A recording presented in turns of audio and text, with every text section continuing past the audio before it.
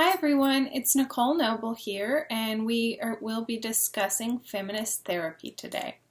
So feminist therapy is obviously inspired by the feminist movement, and it's similarly to the style of therapy. No single individual can be identified as the creator of this in this counseling approach. Instead, there are several people who contributed to the ideas that frame feminist therapy. A feminist therapist working with a client is constantly seeking to reduce their power and to equalize the situation. So they're trying to move everything from a power imbalance to a power balance relationship and make everything more egalitarian.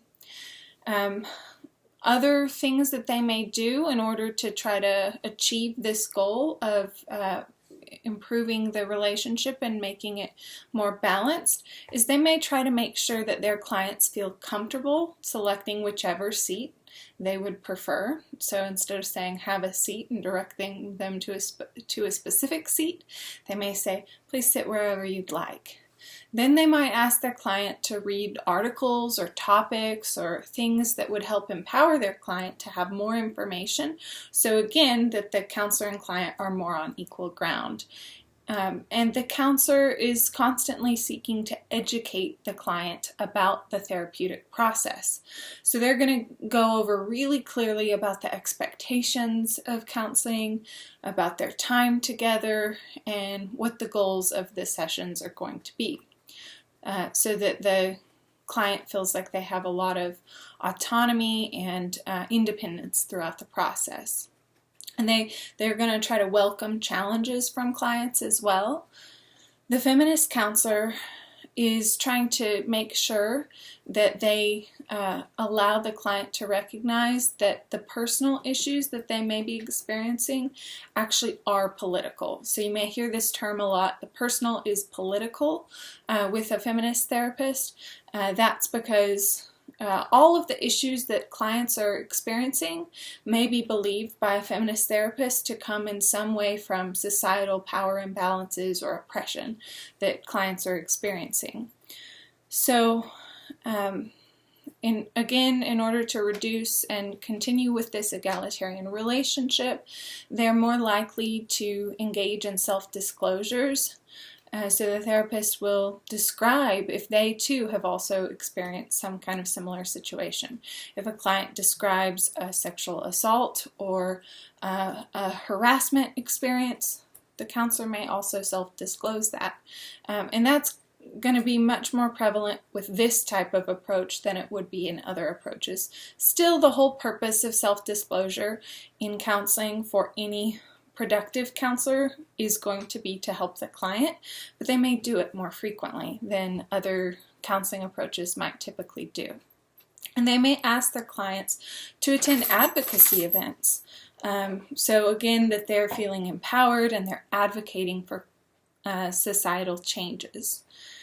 They may also try to teach assertiveness trainings or techniques to help their clients feel more comfortable speaking up in various situations that they would view as an oppressive situation.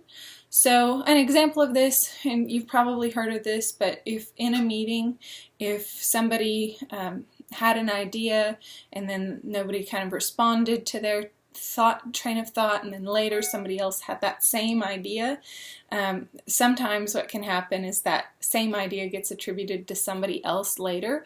Well, so a feminist therapist would really try to make sure that their clients are speaking up for others or themselves and saying, actually, that was my idea first, or actually, I really do agree with so-and-so's original point and appreciate that so-and-so confirmed that point later. So that's the types of behaviors that they're trying to see change throughout society and the types of things they're trying to correct, really. The feminist counselor is always seeking to avoid victim blaming. So they're recognizing, again, that those societal oppressions or injustices are occurring, such as sexual assault, discrimination, things that microaggressions, and they're trying to never blame the victim in those encounters. They're just trying to acknowledge that that's unfortunate that that happened and try to change society as a result of that. So they're also trying to teach clients to increase their self-awareness so that they can have more awareness of how societal expectations are influencing them. So some examples of this might be working with a female client and helping her realize that she may have body image related issues related to societal expectations, or other expectations on her career or her family, or placed on her by society, and how that may be influencing her wants or perceived wants and needs, but that may be inaccurate. Then the goal of the therapy, again, is just empowering the client. That should be the overall thing that you remember, empowering the client. So some key concepts of feminist therapy would be a recognition of problems that clients encounter may be a result of unfair societal oppressions, that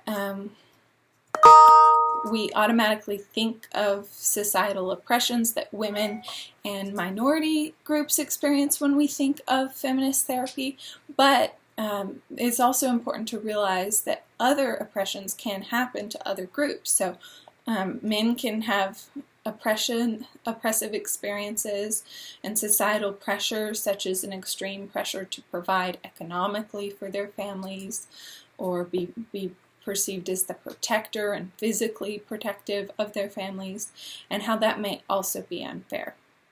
So feminist therapists ask clients to become familiar with both the oppressions that they hold with some of their identities and then the privileges that they hold.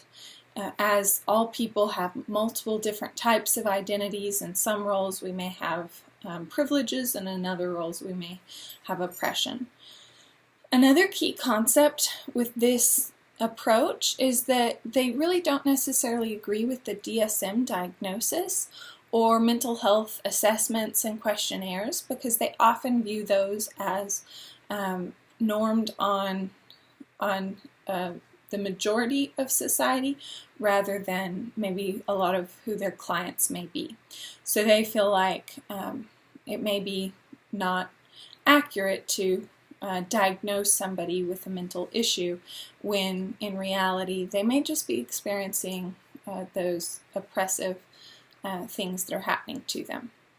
So feminist therapists avoid blaming their clients for their problems and instead try to help their clients understand how society caused many of their issues. So the goal is teaching social advocacy and action.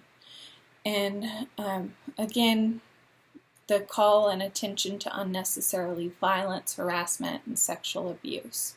Similar to person-centered therapy, this approach recognizes that the client is the expert of their own life, and relational cultural theory is an offshoot of feminist therapy, and it emphasizes the importance of relationships and connecting with others in clients' lives. So that is a very brief overview of feminist therapy. Next time we will be talking about postmodern approaches.